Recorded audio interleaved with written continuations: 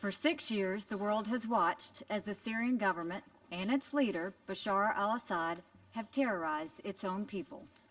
It has murdered hundreds of thousands and displaced millions. It has broken international law and violated numerous UN resolutions. It has committed criminal acts that shock the conscience of all humanity. The international community has repeatedly expressed its outrage. The Joint Investigative Mechanism has found beyond any doubt that the Syrian regime has used chemical weapons against its own people multiple times. On Tuesday, the Assad regime launched yet another chemical attack on civilians, murdering innocent men, women, and children in the most gruesome way.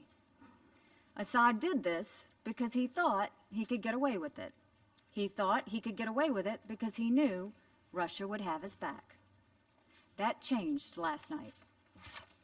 As I warned on Wednesday, when the international community consistently fails in its duty to act collectively, there are times when states are compelled to take their own action.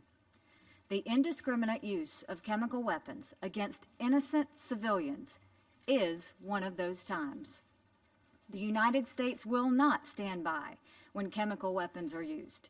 It is in our vital national security interest to prevent the spread and use of chemical weapons. Our military destroyed the airfield from which this week's chemical strike took place. We were fully justified in doing so.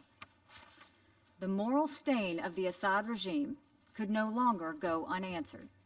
His crimes against humanity could no longer be met with empty words. It was time to say enough, but not only say it, it was time to act.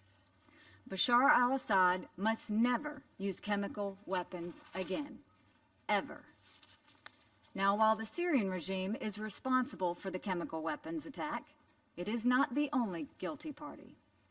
The Iranian government bears a heavy responsibility. It has propped up and shielded Syria's brutal dictator for years. Iran continues to play a role in the bloodshed in Syria. The Russian government also bears considerable responsibility. Every time Assad has crossed the line of human decency, Russia has stood beside him. We had hoped the Security Council would move forward, but Russia made it known, as it has done 7 times before, that it would use its veto once again, covering up for the Assad regime. Further delay by compromising with Russia for a watered-down resolution would have only strengthened Assad. Strengthening Assad will only lead to more murders. We were not going to allow that. But it's even more than that. Russia is supposed to be a guarantor of the removal of chemical weapons from Syria. Think about that. Russia is supposed to have removed all the chemical weapons from Syria. But obviously, that has not happened, as innocent Syrians continue to be murdered in chemical attacks. Let's think about the possible reasons for Russia's failure. It could be that Russia is knowingly allowing chemical weapons to remain in Syria. It could be that Russia has been incompetent in its efforts to remove the chemical weapons. Or it could be that the Assad regime is playing the Russians for fools, telling them that there are no chemical weapons, all the while stockpiling them on their bases. The world is waiting for the Russian government to act responsibly in Syria. The world is waiting for Russia to reconsider its misplaced alliance with Bashar Assad. The United States will no longer wait for Assad to use chemical weapons without any consequences. Those days are over.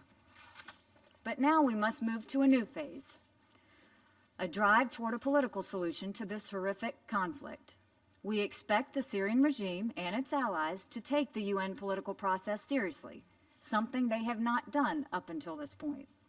We expect Russia and Iran to hold their ally accountable and abide by the terms of the ceasefire. We expect this council to speak loudly and forcefully when the regime or its allies undermine the political process, and countless of our own resolutions. The United States took a very measured step last night. We are prepared to do more, but we hope that will not be necessary. It is time for all civilized nations to stop the horrors that are taking place in Syria and demand a political solution. Thank you.